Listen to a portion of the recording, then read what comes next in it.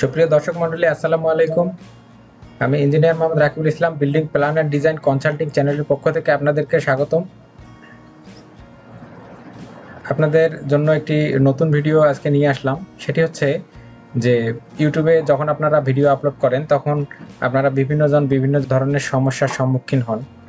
যখন নতুন নতুন আপনাদের সামনে সমস্যা তৈরি হয় তখন আপনারা আসলে বুঝতে পারেন না সেই ধরনের সমস্যা কিভাবে সমাধান করবেন।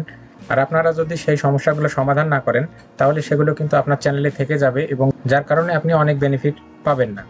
আপনাদেরকে এর আগে আমি ইউটিউবের আরও কিছু ভিডিও দেখিয়েছি, যেটিতে আছে শর্টস পলিসি, তারপরে আরও অন্যান্য কিভাবে ইউটিউবে সঠিকভাবে শর্টস আপলোড করবেন এগুলো সম্বন্ধে কিন্তু আমি আরও ভিডিও দিয়েছি। আপনারা চাইলে আমাদের প্লেলিস্ট দেখতে পারেন, বিপিডিসি টেক অ্যান্ড সফটওয়্যার সলিউশন। সেই প্লেলিস্টের মধ্যে আপনাদের আইটি রিলেটেড যে ধরনের ভিডিও তৈরি করা দরকার সেগুলো কিন্তু আমি সেখানে তৈরি করে আপলোড দিচ্ছি। তো ভবিষ্যতেও হয়তো সেই প্লে লিস্টে আপনারা সবগুলো ভিডিও পেয়ে যাবেন। তো আজকে আপনাদেরকে নতুন একটি সমস্যা দেখাচ্ছি। সেটি হচ্ছে যে আপনারা যখন ইউটিউবে বিভিন্ন ধরনের কন্টেন্ট আপলোড করেন সেক্ষেত্রে দেখা যায় যে আপনাদের অরিজিনাল সাউন্ড যখন কোনো সাইট বা বিভিন্ন জায়গার ভিডিও করি সেক্ষেত্রে আপনারা আমার ভিডিওতে খেয়াল করেছেন যখন আমি নিজস্ব ভয়েস ইউজ করে আপলোড করি সেগুলোতে কিন্তু কোনো প্রকার রিস্ট্রিকশন থাকে না। আবার অনেক সময় হয় কি, যখন আমরা সেগুলোতে অন্যান্য মিউজিক ব্যবহার করার চেষ্টা করি বা অন্যান্য চ্যানেলে যে সকল মিউজিক আগে থেকে আপলোড করা আছে বিভিন্ন প্রকার সং আর কি, সেই সংগুলো যখন আপনারা ভিডিওতে অ্যাড করবেন তখন কিন্তু আপনার ভিডিওতে একটি সমস্যা দেখা দেবে। সেটি হচ্ছে যে কপিরাইট ক্লাইম, অর্থাৎ কপিরাইট ক্লাইম নামে একটি সমস্যা কিন্তু আপনার সামনে তখন চলে আসবে। তো কপিরাইট ক্লাইম যখন আপনাদের সামনে চলে আসবে তখন আপনাদের এক্ষেত্রে কি করণীয় বা আপনার চ্যানেলের উপর কি ধরনের প্রভাব পড়বে, এই জিনিসটি কি, আমি এটি সম্বন্ধে কিন্তু আপনাদেরকে আজকে বিস্তারিত বলবো এবং কিভাবে এই সমস্যাটি আপনারা দূর করবেন সেই সম্পর্কেও আপনাদেরকে দেখাবো।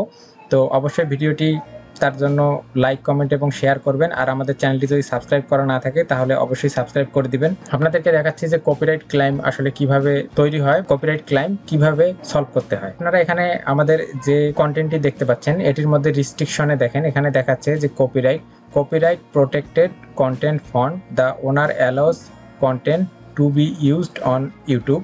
অর্থাৎ এখানে আমাদের একটি মিউজিক ইউজ করা হয়েছে যেটির কারণেই কিন্তু এখানে এই কপিরাইট ক্লাইম চলে এসেছে। তো কপিরাইট ক্লাইম যখন চলে আসবে তখন আপনি চ্যানেলের কন্টেন্ট থেকে ইউটিউব স্টুডিও থেকে কিন্তু দেখতে পারবেন, রেস্ট্রিকশনের মধ্যে শো করবে, অথবা আপনার যে জিমেল অ্যাড্রেস আছে সেই জিমেল অ্যাড্রেসেও কিন্তু একটি মেইল করে সেখানে দেখানো হবে যে আপনার এখানে একটি কপিরাইট ক্লাইম চলে এসেছে। আপনাকে এটি কিন্তু সলভ করতে হবে। কপিরাইট ক্লাইম যদি আপনি সলভ না করেন সেক্ষেত্রে আপনার এই ভিডিও থেকে যে পরিমাণ ইনকাম হবে বা যে পরিমাণ রেভিনিউ জেনারেট হবে সেই ইনকামের আসলে অনেকটাই কিন্তু যে ওই সঙের ওনার সে কিন্তু পেয়ে যাবে। তাই যে কোনো ভিডিও থেকে সম্পূর্ণ রেভিনিউটি যদি আপনি নিজে নিতে চান অবশ্যই আপনাকে নিজস্ব ভয়েস বা নিজস্ব সাউন্ড সেখানে ইউজ করতে হবে। আদার্স অন্যান্য চ্যানেলের বা কোনো সং সেখানে ব্যবহার করা যাবে না, তাহলে কিন্তু সেই ভিডিও থেকে যে পরিমাণ রেভিনিউ বা ইনকাম হবে সেটি কিন্তু সরাসরি আপনার অ্যাকাউন্টে যুক্ত হবে। এক্ষেত্রে কপিরাইট ক্লাইম যে সমস্যাটি হয় এটি কিন্তু আসলে কপিরাইট স্ট্রাইক নয়। কপিরাইট স্ট্রাইক হচ্ছে যে আপনি যদি সরাসরি অন্যের কোনো কন্টেন্ট ইউজ করেন ভিডিও সহ সেক্ষেত্রে কিন্তু আপনার স্ট্রাইক হয় এবং 3টি কপিরাইট স্ট্রাইক হলে কিন্তু আপনার চ্যানেলটি ইউটিউব থেকে অটোমেটিক ডিলিট করে দিবে। কপিরাইট ক্লাইমের ক্ষেত্রে কিন্তু আপনার আসলে সেই সমস্যাটি হবে না, অর্থাৎ কপিরাইট ক্লাইম চ্যানেলের উপর অতটা প্রভাব ফেলে না। এর জন্য শুধু যদি অডিও থাকে কপিরাইট ক্লাইম সেক্ষেত্রে কিন্তু হয়, যদি আপনি ভিডিও ইউজ করেন সেক্ষেত্রে কপিরাইট স্ট্রাইক হওয়ার সম্ভাবনা থাকে।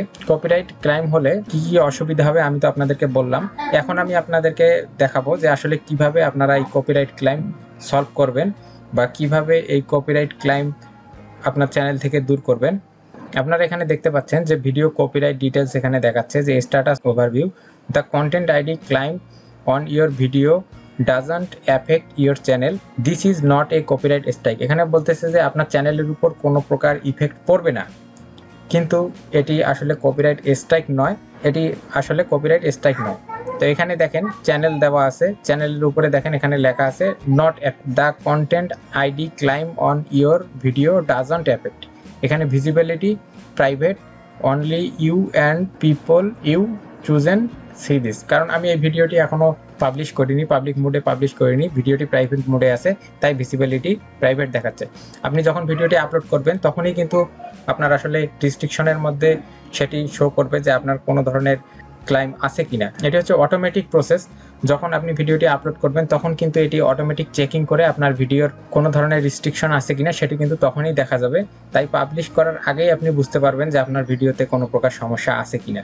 আপনারা এখানে দেখতে পাচ্ছেন content identified in this video is list below. এই যে এখানকার যে সংটি ব্যবহার করা হয়েছে সেই সঙের নাম এখানে দেখাচ্ছে, আর কন্টেন্টটি 0 থেকে 1.5 মিনিট পর্যন্ত ব্যবহার করা হয়েছে সেটি দেখাচ্ছে। এখানে দেখাচ্ছে সিলেক্ট অ্যান অ্যাকশন, মানে কি পদ্ধতিতে এই কপিরাইট ক্লাইমটি দূর করা যাবে।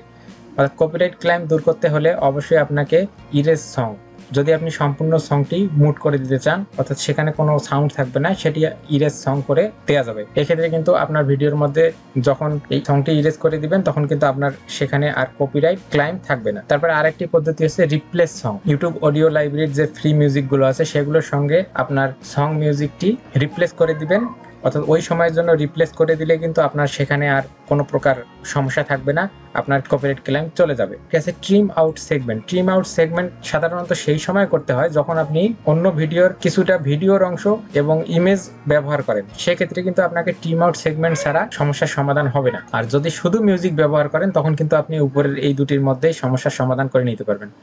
আরেকটি আছে ডিসপুট, এটি আলাদা ফাংশন, এটি আপনারা বুঝে নেবেন। তো আমি আপনাদেরকে এখন যেটি দেখাবো সেটি হচ্ছে রিপ্লেস সং। আপনি রিপ্লেস সং করে কিভাবে আপনার কপিরাইট ক্লাইমটি দূর করতে পারেন। এতে আপনার ভিডিওর মধ্যে সাউন্ড থাকবে, মিউজিক থাকবে, কিন্তু কপিরাইট ক্লাইম চলে যাবে। তো রিপ্লেস সঙ্গে আপনি যখন ক্লিক করবেন তখন এখানে আপনাকে কন্টিনিউয়ে ক্লিক করতে হবে।